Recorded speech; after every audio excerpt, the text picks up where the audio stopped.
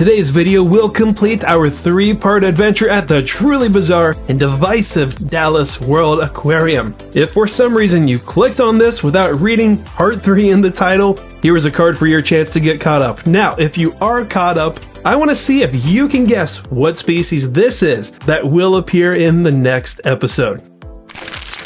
We are saying goodbye to the rainforest and hello to the only gallery in this aquarium that actually reflects a traditional aquarium. And when I say traditional, I mean old-fashioned, and that's not necessarily a bad thing in this case. They're all beautifully individually themed after tropical waters from different countries. Now, I think that this is a good spot to talk about the aquarium's history because I forgot to do that on this series.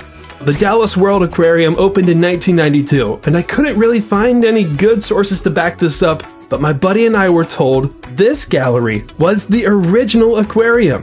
And the employees said that it started out as a restaurant with a side of fancy fish tanks that you see today. Funding from the restaurant and the owner's catering company allowed an expansion in 1997 in an empty connecting warehouse, and in 2004 after purchasing an empty lot.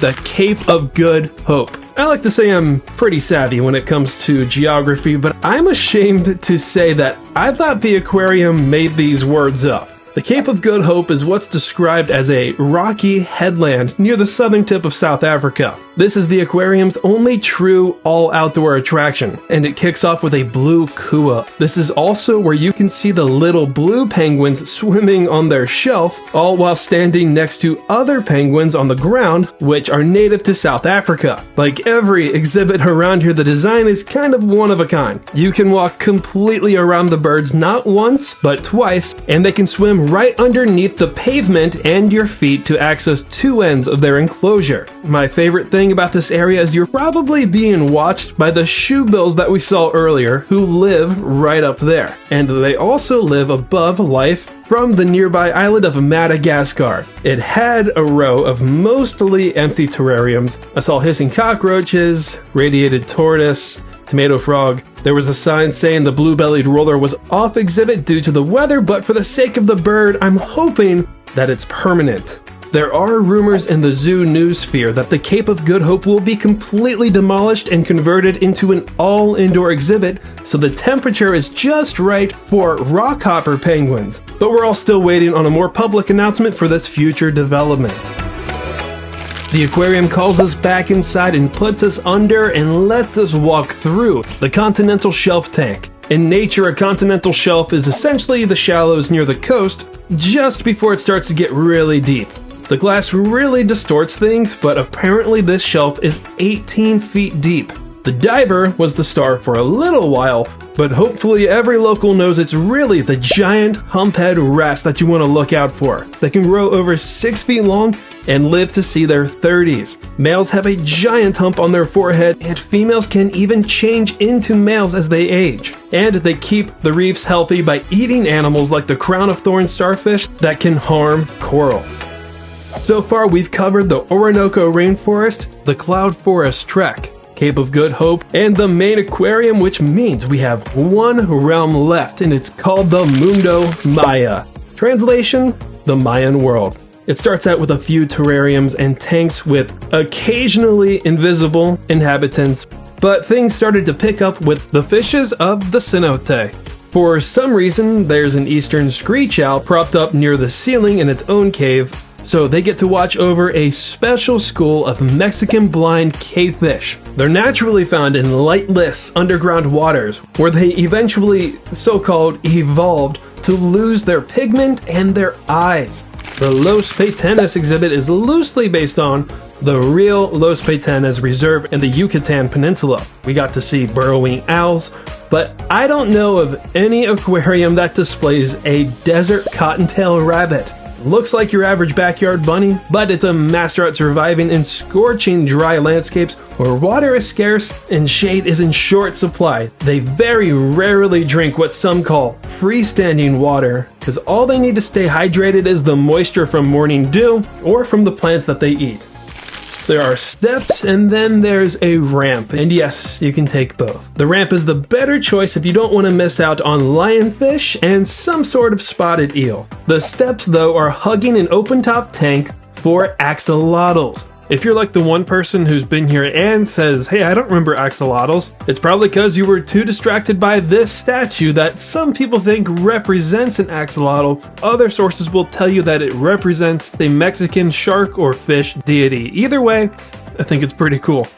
We've got to see so many iconic creatures at this point that I lost count, but the most iconic exhibit is this. We just met fishes of the cenote, but the aquarium just simply calls this cenote, which, by the way, is defined as a natural pit or sinkhole formed by a collapse of limestone bedrock exposing groundwater underneath. And I'd say, yeah, the aquarium did a pretty good job reflecting that.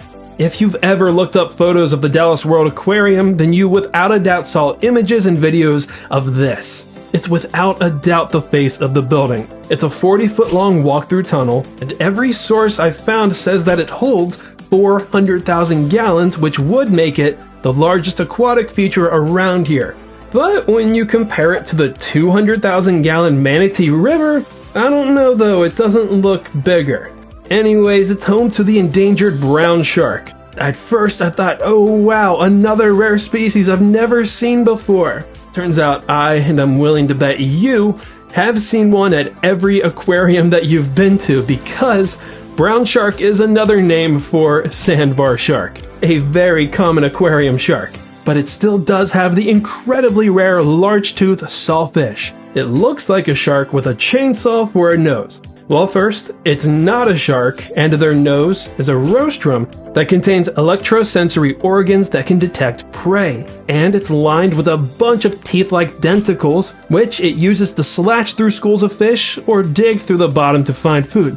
They can swim in both salt and fresh water, and are sadly critically endangered from habitat loss and accidental captures in fisheries. Is that a fitting finale? Yes it is, but the Mundo Maya is really just getting started. This room has labels like Marine Creatures and The Serpent's Den. It goes back with more of the same with the tanks and the terrariums, except the fish and the reptiles were actually kind enough to not be shy for once. I was able to identify them later, but it still would have been nice to get some signage around here, because sometimes the field guide is outdated. But at least it was nice to see some semi-decent habitats for a change. The path around the bend makes up the House of Zots. I feel like you gotta say it like that or it doesn't count. Either way, it's a house for spectacled owls, appropriately named for its white eyebrow markings that resemble glasses or spectacles. The latest news at the aquarium says that 2 chicks hatched recently behind the scenes. They reported that this is an uncommon achievement because the chicks hatched and are being raised without human helping hands, and while spectacled owls may lay 2 eggs, they also say that it's rare for both chicks to survive under natural parental care. Across from them is an unnervingly really busy flood of sebas, short-tailed bats, which makes sense that they're here because House of Zots, technically pronounced Sots, translates to bat in several Mayan languages. While the Orinoco rainforest had us work our way down, Mundo Maya starts on the bottom floor and has us work our way up the forest and into another tall and lush atrium that covers about 1/3 of an acre. The first part of the upper level will have us pass a Morolete crocodile. They usually grow around 8 to 9 feet, and that's actually still considered small for a crocodile. The 1940s and 50s weren't too kind to them, after they were nearly hunted to extinction for their skin. But unlike most crocodilians who have been in that situation, Moroletes actually bounced back from the brink, and their conservation status is of least concern. For the last time, or one of the last times, the aquarium reminds us and itself that it is in fact a place that's supposed to have a lot of fish with the Caribbean Creatures tank. There's schools of lookdowns, the biggest spiny lobster that I think I will ever see. And, you know, I'm not against touch tanks or anything, but every now and then it is nice to see cow nose rays in a normal aquarium tank without seeing a bunch of hands dive in after them. After you pass just under the exhibit that literally acts as a barrier itself between the Orinoco and Maya attractions, where we spotted a very rare golden-headed quetzal, that'll take us to one of the aquarium's main highlights, called the Mayan Temple, a square dedicated to Bonampak, a real-life Maya archaeological site and an ancient city that's often called the Temple of the Murals. Much like they are at the aquarium, the interior walls preserve the finest examples of Mayan paintings. However, the greatest work of art over here, in my opinion, comes from nature, and that is the ocelot. They're about twice the size of a house cat, with sleek golden tan fur covered in black rosettes and stripes. The name ocelot comes from the word ocelotl, hopefully I'm pronouncing that correctly. Well, if you Google this, one source will tell you that it means field tiger, others will say that it refers to a jaguar and not an ocelot. Speaking of the big cats, if you can believe it, and knowing this place, it's pretty easy to believe that an ocelot shared this and rotated this with a jaguar up until around, I want to believe, like 2015. Now, even before I got here, I knew that there were multiple layers to this exhibit. They had access to an upper level. We did see what I believe to be that exhibit, but it was occupied by a bearded Saki monkey. Since I know you've been walking with us from the very beginning of this series, then I know you've been dying to know what lives in the enclosed bridge that goes over Corbin Street. That is actually an exhibit called the Birds of El Triunfo, named after another reserve located in southern Mexico. It's a refuge to nearly 400 birds, including the harpy eagle, a giant raptor which is widely argued as the largest and most powerful eagle in the world, depending on who you ask. Its wingspan is longer than some of the tallest NBA players, which is double the eagle's actual length, and its talons are longer than a grizzly bear's claws. So you can imagine how easy it is for them to nab monkeys and sloths straight from the canopy. As beloved as their food is, out of fear, a harpy's stare and toenails tell me that it's probably best I'd forgive them. If you don't mind going up some steps to see one exhibit and then immediately go back down them, you'll be rewarded with the Selva Maya, or the Mayan jungle, represented by a keel-billed toucan, one of 10 members of the toucan family that can be found at this aquarium, along with the great tinamou, a shy, ground-dwelling bird of Central and South America known for its long, haunting whistles.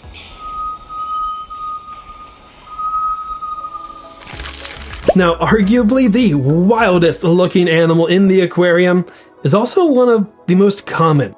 The Caribbean or American flamingo is considered the brightest and most vibrant of the 6 flamingos. These pink funny birds get their color from foods that are rich in pigments called carotenoids. These pigments are absorbed, broken down, and deposited into their feathers. But notice anything different? Here's Caribbean flamingos filmed somewhere else. Notice the color. Now notice some of the ones in Dallas are almost blood red. Clearly, their diet is very rich in carotenoids, but a keeper did let us know that some skip the eating process and roll around in their food to achieve this exaggerated hue. Their habitat is virtually barrierless, and they could really go anywhere if they felt like it, even in the cenote tank. I don't recommend it, but they could walk on the forbidden tunnel over to the aquarium's last exhibit. Once home to the incredibly rare, almost unheard of Jabiru stork, they've since been replaced by rescued brown pelicans. They have the last exhibit on the path, but not in the last one on our tour. You know how I've said a bunch of times that if you don't have the field guide, you could miss something? Well, even if you do have the guide, you could still easily miss birds that live way up in the canopy. And you really do need a zoom lens to see them. In the northwest corner, there are 2 enclosures that are stacked. One for a scarlet macaw on the bottom and one for an ornate hawk eagle right above them. Like everything around here, you can only find them in a few places in the United States. In the southeast corner lives black hawk eagles, ornate hawk eagles' closest relative. They're similar in size and they live in the same regions, but instead the black hawk eagle patrols higher elevations. And last, in the northeast corner, I asked you all to see if you could identify this raptor. You all took the bait and guessed that it was a harpy eagle, and I don't blame you. It's actually a Guianan crested eagle, which almost looks exactly like a harpy, but the crested eagle has more patterns on its chest. Aside from its looks, harpy eagles are fairly common in human care, but this is reportedly the only Guianan crested eagle outside of tropical America. Next on Zoo Tours, I will be posting a compilation of the 3 parts of our Dallas World Aquarium adventure to make one long tour with the added bonus of my thoughts and criticisms that you don't want to miss because I'm not gonna hold back. Then on a separate video, we will go through and rank my top 10 favorite gorilla complexes, and then after that, we will hop on a safari truck to experience an African excursion of a lifetime. So as always, please stay tuned for our next adventure, stay wild, and thank you all for watching Zoo Tours.